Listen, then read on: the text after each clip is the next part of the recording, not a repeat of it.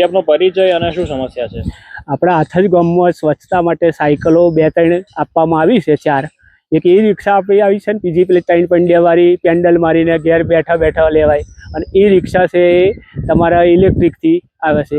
પણ 2-3 વર્ષથી એનો ઉપયોગ કશો થયો નહીં, અને આવા એમણે રિપેરિંગમાં નાખ્યો છે. 60,000 રૂપિયા ખર્ચો બતાવે છે, બિલકુલ વપરાય નહીં. અને ગામમાં ગમે તે રીતે ગ્રાઉન્ડમાં ગમે તે પડી ગયેલી ચોરાઈ ગઈ છે સાયકલો, બિલ બધું. અને સરપંચને કહેવામાં આવે છે કે હજુ પગલાં ભરતા નહીં. ટીડીઓને એમને રજૂઆત કરી છે, જિલ્લા વિકાસ અધિકારી, નાયબ જિલ્લા વિકાસ અધિકારી રજૂઆત કરી, પણ હજુ કશું કર્યું નહીં. એટલે સરપંચને અને ટીડીઓ સાહેબને આના ઉપર પગલો લે, કડક ને કડક નોટિસ આપે, એવું અમારી ખાસ વિનંતી છે ગામવાળાની. ઈ રિક્ષામાં શું થયું? ઈ રિક્ષામાં ખાલી એને વાપરી નહીં, આજે 2-3 વર્ષ થયા રિપેરિંગમાં હમણાં નાખી, આજે મહિનો જ થયો, અને 60,000 રૂપિયા ખર્ચો બતાવે છે. મારું એમ કહેવું, એ વખતે જો એમણે એજન્સી કહ્યું હોત રૂબરૂ એ ટાઈમે કે ભાઈ આને શું થયું છે, કેમ થયું છે, પાછી મોકલાઈએ, કે બંધ છે આવ્યા, અમે બંધ કઈ રીતે લઈ જઈએ, તો વાંધો ના આવત. આ તો હમણાં આજે 2-3 વર્ષે આવા જાગ્યા અને પછી રિપેરિંગમાં નાખી. પટેલ નડિયાદમાં પટેલ ઓટોમાં નાખી એમણે. કોણ છે સરપંચ અને ડેપ્યુટી સરપંચ? સરપંચ જાગૃતિ એમ ઝાલા, લેડીઝ સીટ છે, ને વહીવટ ડેપ્યુટી સરપંચ કરે છે ઇકબાલભાઈ પઠાણ કરીને. હમણાં વચ્ચે ગામ સભા હતી તો અમે ગામ સભામાં ગયા હતા, તો કે ગામ સભા થઈ ગઈ છે, તમારે જેની જોડે જવું હોય ને જાઓ, ડીડીઓ જેની જોડે જવું. અમે રૂબરૂ કહ્યું હતું સરપંચે, તલાટી હોય તો રૂબરૂ.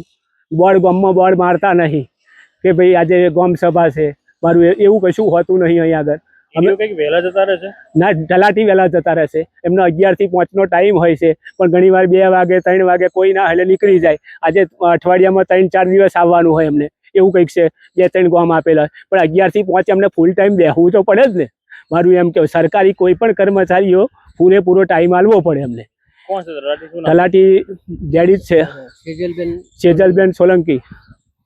એટલે તમારી સાયકલ બાબતે? સાયકલ બાબતે આની તપાસ થાય અને આની વ્યવસ્થા ગમે તેમ થઈને નોટિસ આપવામાં આવે અને આના કાયદેસર પગલાં ભરવામાં આવે. અમારી એ માગ છે ગામજનોની. જે આપનો પરિચય અને જે ઈ રિક્ષા અને જે સાયકલ છે એ આવી ત્યારબાદ અત્યાર સુધી કોઈ પણ ઉપયોગમાં લેવાયો નથી, શું છે સમગ્ર? હું હાથજ તલાટી કમ મંત્રી સેજલબેન સોલંકી. આ ઈ રિક્ષા છે એ 2024માં આવેલી છે, અને મારી અહીંયા નિમણૂક 2024ના 11મા મહિનામાં થયેલી છે. ત્યારે ઈ રિક્ષા ડેપ્યુટી સરપંચ છે ઇકબાલ ખાન પઠાણ, સંદલીપુરા વિસ્તાર, એમના ઘરે આ રિક્ષા ત્યાં આગળ જ હતી. જ્યારે ઉપયોગ કરવાનું એમને જણાવવામાં આવ્યું ત્યારે એમણે એના ખુલાસામાં એવું કીધું કે રિક્ષા બંધ હાલતમાં છે. એટલે રિપેરિંગની વાત કરી ત્યારે એમણે એવું કીધું કે મૌધાથી જ્યારે રિક્ષા આવી ત્યારે જ અહીંયા હાથજ ગામે લાવતા જ 3 થી 4 વખત બંધ થઈ ગયેલી હતી. અહીંયા આવ્યા પછી ચાલુ થઈ નથી, એવું એમના ખુલાસામાં એ રીતે વાત કરેલી હતી. અને રિક્ષા સંપૂર્ણ મેં ત્યાં તપાસ કરેલી, રિક્ષા બંધ હાલતમાં જ હતી, એનો કોઈ ઉપયોગ કરતા નહોતા ત્યાં આગળ.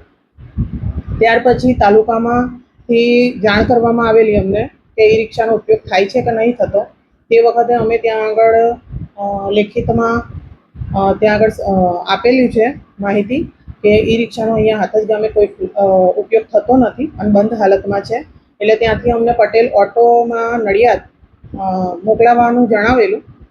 ત્યાં આગળ અમે મોકલેલી છે ઈ રિક્ષા. પછી અઠવાડિયા કે 10 દિવસની આસપાસ અમને એવું જાણવા મળ્યું ત્યાંથી તપાસ કરતા કે 60,000 થી 70,000નો ખર્ચો બતાવેલ છે ઈ રિક્ષાનો, જે પંચાયત ભોગવી શકે એમ તે હાલતમાં છે નહીં. સરપંચની પણ એ મરજી નથી કે એ રિક્ષા પાછળ પંચાયત ખર્ચો કરી શકે. એટલે એ રિક્ષા હજુ પણ પટેલ ઓટોમાં જ છે, હાલ પણ હજુ લાવ્યા નથી. પટેલ ઓટોમાં રિક્ષા લઈ ગયા હતા ત્યારે પણ એને દોડેથી ખેંચીને જ લઈ ગયેલા, જે બંધ હાલતમાં હતી એટલે. એના સિવાય બીજા સફાઈના સાધનો તરીકે 2 સાયકલ, 3 વ્હીલવાળી 2 સાયકલ છે, જે મારા પહેલાંની પંચાયત પાસે જ પડેલી છે અને કટાઈ ગયેલી હાલતમાં છે અત્યારે હાલ. એના સિવાય બીજો કોઈ સફાઈના સાધન માટે કે ઇલેક્ટ્રિક કે સાયકલ એવું કાંઈ છે નહીં પંચાયત પાસે.